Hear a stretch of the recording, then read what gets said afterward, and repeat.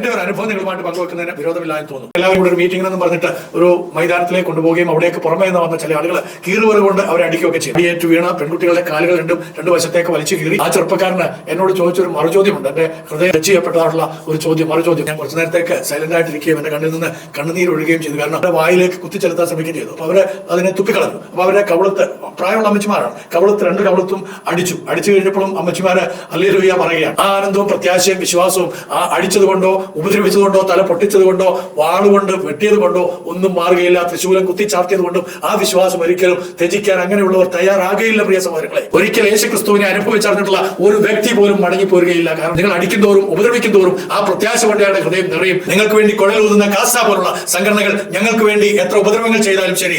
ഏവർക്കും സ്നേഹവന്ദനം. നമ്മുടെ നാട്ടിൽ ഗർഭാപ്പസിയെ കുറിച്ചുള്ള ശബ്ദം വളരെ ശക്തമായി മുന്നേറിക്കൊണ്ടിരിക്കുകയാണ്. ഈ സമയത്ത് ബഹുമാനപ്പെട്ട RP ബാബു, ഹിന്ദു ഐക്യവേദിയുടെ സംസ്ഥാന നേതാവ്, അദ്ദേഹം പറയുകയുണ്ടായി, ക്രൈസ്തവർക്ക് മതപരിവർത്തനം നടത്താൻ കഴിയുമെങ്കിൽ ഞങ്ങൾക്കുമായിക്കൂടെ. വളരെ സന്തോഷമേ ഉള്ളൂ. ആർക്കും ആരെയും മതപരിവർത്തനം നടത്താൻ കഴിയുകയില്ലെന്നുള്ളതാണ് ഞങ്ങളുടെയൊക്കെ വിശ്വാസം. കാരണം മതമെന്ന് പറയുന്ന മനുഷ്യരുടെ ഓരോ മനോബോധത്തിൽ നിന്ന് ഉയർത്തു വരുന്ന ചില ആശയങ്ങളും അതിനകത്തോടുള്ള ആഭിമുഖ്യവുമാണ്. അതാർക്കും ഏതിനകത്തും പുൽകുവാനുള്ള സ്വാതന്ത്ര്യം നമ്മുടെ ഭരണഘടന നമുക്ക് നൽകിയിട്ടുണ്ട്. നമ്മുടെ പിതാക്കന്മാർ നമുക്ക് വേണ്ടി എഴുതിയ, നമ്മളാൽ എഴുതപ്പെട്ടിരിക്കുന്ന ഭരണഘടനയാണ്.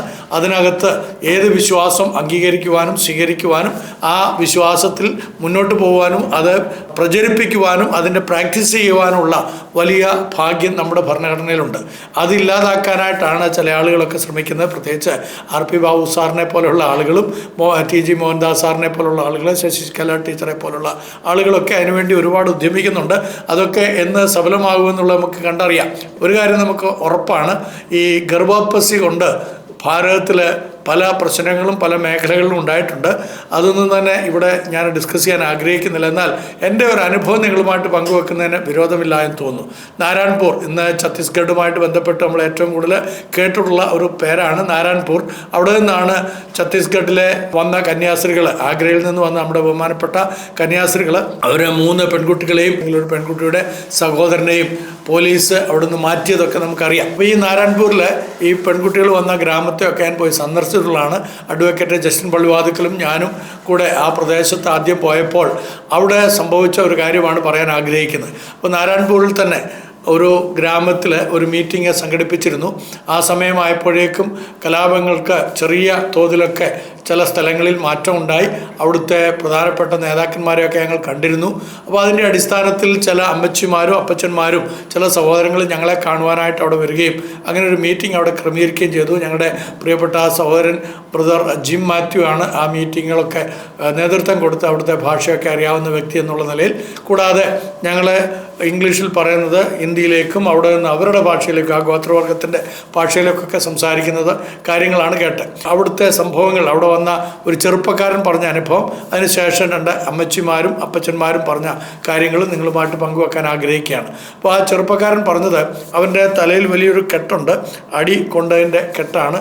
നല്ല ആരോഗ്യ ദൃഢഗാത്രനായിട്ടുള്ള ചെറുപ്പക്കാരൻ. അവൻ്റെ ഗ്രാമത്തിൽ കൂടുതൽ ആളുകളും ക്രിസ്ത്യ വിശ്വാസികളാണ്, ഏറ്റവും കൂടുതലുള്ള ക്രിസ്ത്യ വിശ്വാസികളാണ്, വലിയ ഗ്രാമമാണ്. അപ്പോൾ അവരെ എല്ലാവരെയും കൂടി ഒരു മീറ്റിങ്ങിനെന്നും പറഞ്ഞിട്ട് ഒരു മൈതാനത്തിലേക്ക് കൊണ്ടുപോവുകയും അവിടേക്ക് പുറമേ നിന്ന് വന്ന ചില ആളുകൾ കീറുവറ് കൊണ്ട് അവരെ അടിക്കുകയൊക്കെ ചെയ്തു. അപ്പോൾ മർദ്ദനമേറ്റിട്ടും ഇവർ ഒന്നും മിണ്ടിയില്ല. അടിയേറ്റ് വീണ പെൺകുട്ടികളുടെ കാലുകൾ രണ്ട് വശത്തേക്ക് വലിച്ചു കീറി. അതിനും ഇവരൊന്നും നെഗറ്റീവായിട്ട് പ്രതികരിച്ചില്ല. അവർ ഹല്ലേലൂയ സ്തോത്രം പറഞ്ഞുകൊണ്ട് ആ മർദ്ദനങ്ങളെല്ലാം ഏറ്റു. ഞാൻ അതിനകത്ത് ആരോഗ്യ ദൃഢഗാത്രനായിരിക്കുന്ന ചെറുപ്പക്കാരനോട് അവൻ്റെ തല വിറകൊള്ളി കൊണ്ട് അടിച്ചിട്ട്, കീറുവിറക് കൊണ്ട് അടിച്ചിട്ട് തല പൊട്ടിയതാണ്. ആ പൊട്ടിയ ഭാഗമാണ് കെട്ടിവെച്ചിട്ട് വന്നിരിക്കുന്നത്.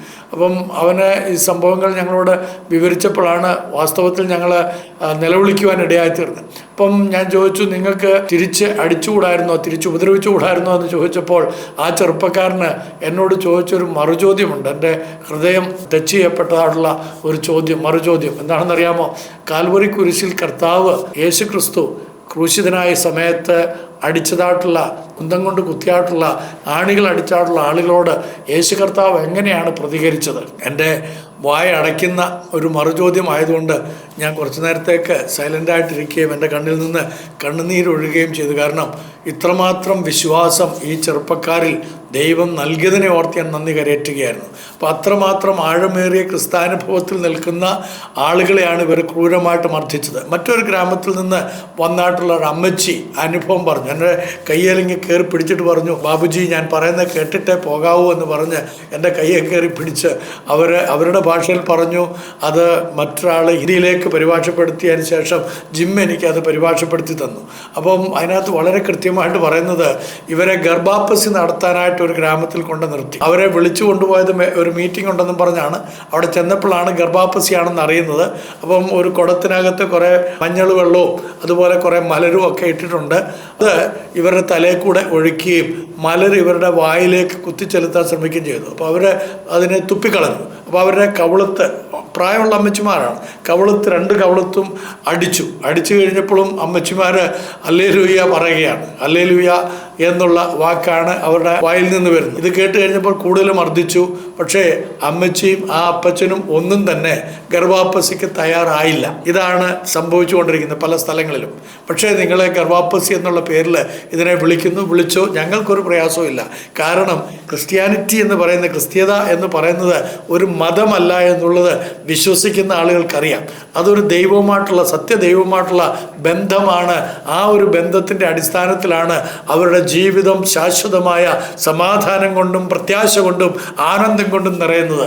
ആ ആനന്ദവും പ്രത്യാശയും വിശ്വാസവും ആ അടിച്ചത് കൊണ്ടോ ഉപദ്രവിച്ചത് കൊണ്ടോ തല പൊട്ടിച്ചത് കൊണ്ടോ വാളുകൊണ്ട് വെട്ടിയത് കൊണ്ടോ ഒന്നും മാറുകയില്ല. തൃശൂലം കുത്തിച്ചാർത്തിയത് കൊണ്ടും ആ വിശ്വാസം ഒരിക്കലും ത്യജിക്കാൻ അങ്ങനെയുള്ളവർ തയ്യാറാകുകയില്ല. പ്രിയ സഹോദരങ്ങളെ, ഞങ്ങൾ മടങ്ങി വരുന്ന സമയത്ത് ഛത്തീസ്ഗഡിൽ നിന്ന് മടങ്ങി വരുന്ന നാരായൺപൂരിലൊക്കെ സന്ദർശിച്ചിട്ട് ആദ്യത്തെ പ്രാവശ്യം മടങ്ങി വരുന്ന സമയത്ത് ഒരു വാർത്ത ഞങ്ങൾ ടി വിയിൽ കാണുവാനിടയായിത്തീർന്നു. എയർപോർട്ടിലും മറ്റുമൊക്കെ വരുമ്പോൾ കാണുന്ന വാർത്ത, വലിയ വാർത്ത എന്താണെന്ന് വെച്ച് കഴിഞ്ഞാൽ, വലിയൊരു ഗർഭാപ്പസി നടത്താനായിട്ട് 3 ദിവസത്തെ പൂജാകർമ്മങ്ങളോടുകൂടെ ഗർഭാപ്പസി നടത്താനായിട്ട് പൂജാരികളും എല്ലാം വന്ന് ഒരുപാട് ആളുകളെ അവിടെ കൊണ്ടുവന്ന് അത് നടത്താൻ തുടങ്ങിയ സമയത്ത് ഒരു വലിയ കാറ്റ്, കൊടുങ്കാറ്റ് ആ പ്രദേശത്ത് അടിക്കുകയും, അങ്ങനെ നിങ്ങളൊക്കെ പത്രമാധ്യമങ്ങളിലൂടെ വായിച്ചു കാണും, അവരുണ്ടാക്കിയതായിട്ടുള്ള എല്ലാ പന്തലുകളും ആ കാറ്റത്ത് അടിച്ച് താഴെ പോവുകയും ചെയ്ത വാർത്ത കണ്ടിട്ടാണ് ഞങ്ങൾ കേരളത്തിലേക്ക് അവിടെ നിന്ന് മടങ്ങി വരുന്ന, റായ്പൂരിൽ നിന്ന് മടങ്ങി വരുന്നത്.